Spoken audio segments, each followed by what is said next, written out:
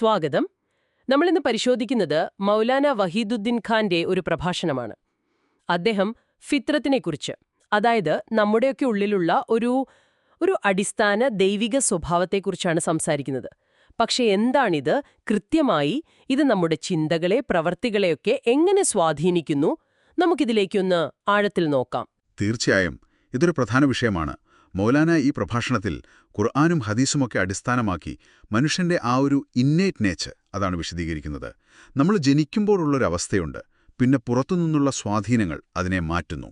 അപ്പോൾ എങ്ങനെയാ യഥാർത്ഥ സ്വഭാവത്തിലേക്ക് തിരിച്ചെത്താം എന്നൊക്കെ അദ്ദേഹം പറയുന്നുണ്ട്.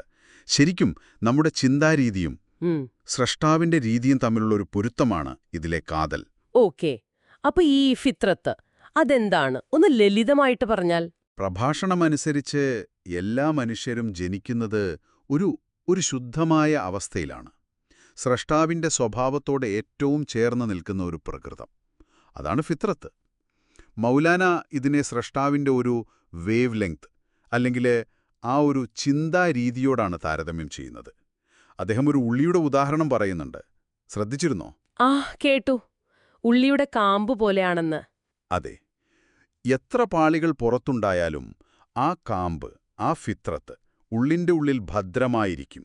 ഈ വേവ് ലെങ്ത് എന്ന് പറയുമ്പോൾ നമ്മുടെ ചിന്തകളെ സ്രഷ്ടാവിന്റെ ആ ഒരു കാഴ്ചപ്പാടുമായി ട്യൂൺ ചെയ്യുക എന്നാണോ? അതെ, അതുതന്നെ. നമ്മുടെ ചിന്തകളും മനോഭാവവും യാഥാർത്ഥ്യവുമായി സ്രഷ്ടാവിന്റെ പ്ലാനുമായി എത്രത്തോളം യോജിച്ചു പോകുന്നു എന്നത് പ്രധാനമാണ്. പക്ഷെ എന്താ സംഭവിക്കുന്നത്? ജനിച്ചു കഴിഞ്ഞാൽ ഈ ഫിത്രത്തിനു മുകളിൽ പല പാളികൾ വരും. അതായത് നമ്മൾ വളരുന്ന ചുറ്റുപാടുകൾ, മാതാപിതാക്കൾ, സമൂഹം, അതൊക്കെയാണോ ഉദ്ദേശിക്കുന്നത്? കൃത്യമായി. ഈ ഉഴിയുടെ പുറത്തെ പാളികൾ പോലെ നമ്മുടെ അനുഭവങ്ങൾ, ചുറ്റുപാടുകൾ, ഇതൊക്കെ ആ യഥാർത്ഥ ഫിത്രത്തിനെ മറയ്ക്കാൻ തുടങ്ങും. ഇതിനെയാണ് അദ്ദേഹം കണ്ടീഷനിങ് എന്ന് വിളിക്കുന്നത്. അങ്ങനെ വരുമ്പോൾ നമ്മൾ പലപ്പോഴും ആ ചുറ്റുപാടുകളുടെ ഒരു പ്രോഡക്റ്റായി മാറും. നമ്മുടെ ഒറിജിനൽ സ്വഭാവത്തിൽ നിന്ന് കുറച്ചകലും. അപ്പോൾ ശരിക്കു പറഞ്ഞാൽ ആ കാമ്പ് നശിക്കുന്നില്ല, പുറത്തെ പാളികൾ കാരണം അത് മറഞ്ഞു പോകുന്നേയുള്ളൂ, അല്ലേ? സമൂഹത്തിന്റെ സ്വാധീനം കാരണം. പക്ഷേ ഇതിൽ നിന്ന് പുറത്തു കടക്കാൻ വല്ല വഴിയുണ്ടോ? ആ യഥാർത്ഥ ഫിത്രത്തിലേക്ക് എങ്ങനെ മടങ്ങിയെത്തും? ഉണ്ട്. അതാണ് ഇതിലെ നല്ല വാർത്ത. ഈ ബാഹ്യ സ്വാധീനങ്ങളെ, ഈ പാളികളെ നമ്മൾ തിരിച്ചറിയണം. എന്നിട്ട് അതിൽ നിന്ന് ബോധപൂർവം പുറത്തു കടക്കണം. ആ യഥാർത്ഥ ഫിത്രത്തിലേക്ക് മടങ്ങണം. ആ പ്രോസസ്സിനാണ് ഡീകണ്ടീഷനിങ് എന്ന് പറയുന്നത്. ഇതൊരു തരം ഒരു മാനസിക ശുദ്ധീകരണമാണ്. ഇങ്ങനെ നമ്മുടെ വേവ് ലെങ്ത് സൃഷ്ടാവിൻ്റേതുമായി കൂടുതൽ സിങ്കാവുമ്പോൾ കാര്യങ്ങൾ വ്യക്തമാവും, ശരിയായി പ്രവർത്തിക്കാൻ പറ്റും. ഖുർആൻ പറയുന്ന നഫ്സ് മുത്മയിന്ന, ആ ഒരു സംതൃപ്തമായ മനസ്സ്, ആ അവസ്ഥയിലേക്കെത്താൻ ഇത് സഹായിക്കും. ഓക്കേ, ഇത് കേൾക്കുമ്പോൾ കൊള്ളാം. പക്ഷേ പ്രായോഗികമായി എങ്ങനെയാണിത് ചെയ്യുക? ഇവിടെയാണ് മൗലാന ആ ഡീലിങ്കിങ് പോളിസിയെക്കുറിച്ച് പറയുന്നത്, അല്ലേ? അതെന്താണ് സംഭവം? അതെ, വളരെ പ്രാക്ടിക്കലായൊരു തന്ത്രാണത്. ഡീലിങ്കിങ് പോളിസി എന്ന് പറഞ്ഞാൽ ഒരു സാഹചര്യത്തിലെ പ്രശ്നത്തെയും അതിൽ തന്നെ ഒളിഞ്ഞിരിക്കുന്ന അവസരത്തെയും രണ്ടായി കാണാനുള്ള കഴിവ്. അദ്ദേഹം പ്രവാചകന്റെ ജീവിതത്തിൽ നിന്ന് ഒരു ഉദാഹരണം പറയുന്നുണ്ട്. മക്കയിൽ പ്രബോധനം തുടങ്ങിയ കാലത്ത് കഅബ നിറയെ വിഗ്രഹങ്ങളായിരുന്നു. അതൊരു വലിയ പ്രശ്നമായിരുന്നല്ലോ. ശരിയാണ്. പക്ഷെ പ്രവാചകൻ ഉടനെ ആ വിഗ്രഹങ്ങൾ തകർക്കാൻ പോയില്ല. പകരം ഹജ്ജിനും മറ്റുമായി പല ഗോത്രങ്ങൾ അവിടെ ഒത്തുകൂടുന്നത് കണ്ടു. അതൊരു അവസരമാണ്. ആ അവസരം തന്റെ സന്ദേശം പ്രചരിപ്പിക്കാൻ ഉപയോഗിച്ചു. കണ്ടോ? പ്രശ്നത്തെ തൽക്കാലം മാറ്റിവെച്ച് അവസരം മുതലെടുത്തു. മനസ്സിലായി. പ്രശ്നത്തിൽ മാത്രം ശ്രദ്ധിക്കാതെ അതിനകത്തെ സാധ്യത കാണുക. അതെ, പ്രശ്നത്തെ അവഗണിച്ച് അവസരത്തെ പ്രയോജനപ്പെടുത്തുക, അതാണ് പോളിസി.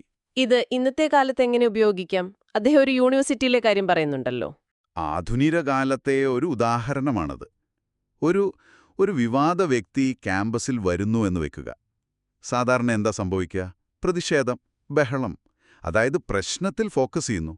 പക്ഷെ മൗലാന പറയുന്നത്, ആ വ്യക്തി വരുന്നതുകൊണ്ട് ആളുകൾ ഒത്തുകൂടുന്നുണ്ടല്ലോ, അതൊരവസരമല്ലേ?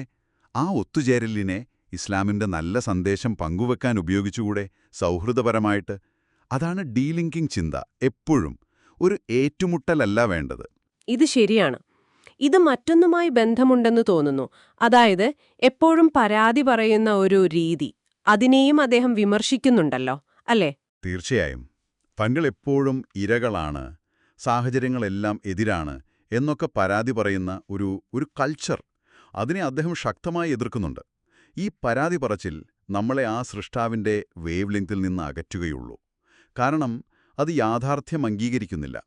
പകരം ഒരു റിയലിസ്റ്റിക് അപ്രോച്ച്, യാഥാർത്ഥ്യബോധത്തോടെ കാര്യങ്ങളെ കാണണം. അപ്പോഴാണ് വിജയമുണ്ടാവുക. സാഹചര്യം മോശമാണെങ്കിലും അതിൽ എന്തെങ്കിലും സാധ്യതയുണ്ടോ എന്ന് നോക്കണം. അതാണ് പ്രധാനം. അപ്പോ എത്രയൊക്കെ പുറത്തുനിന്ന് കണ്ടീഷനിംഗ് ഉണ്ടായാലും ഉള്ളിലെ ആ ഫിത്രത്ത് നശിക്കുന്നില്ല എന്നത് അതൊരു വലിയ കാര്യമാണ്. അതെ അതെ, അതാണ് ഏറ്റവും പ്രത്യാശ നൽകുന്നത്.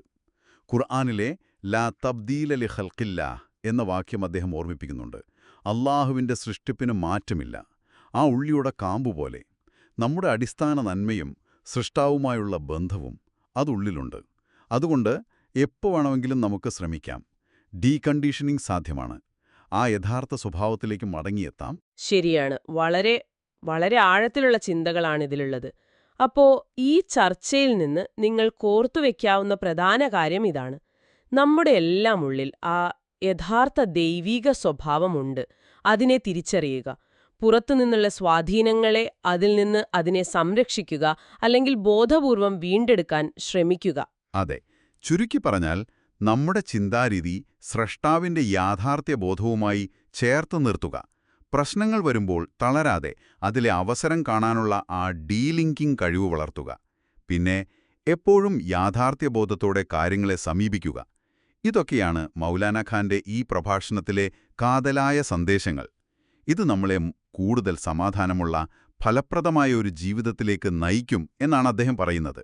ഈ ചർച്ച കേട്ട നിങ്ങൾക്ക് സ്വന്തമായി ആലോചിക്കാൻ ഒരു കാര്യം കൂടി. നിങ്ങളുടെ ഇപ്പോഴത്തെ ജീവിതത്തിലെ ഏതെങ്കിലും സാഹചര്യം എടുക്കൂ. അവിടെ ശരിക്കും എന്താണ് പ്രശ്നം? അതിൽ ഒരുപക്ഷെ നിങ്ങൾ ഇതുവരെ കാണാത്ത എന്ത് അവസരം ഒളിഞ്ഞിരിപ്പുണ്ടാകാം? ഈ ഡീലിങ്കിങ് എന്ന ആശയം അവിടെ എങ്ങനെ ഉപയോഗിക്കാം? ഒന്ന് ചിന്തിച്ചു നോക്കൂ.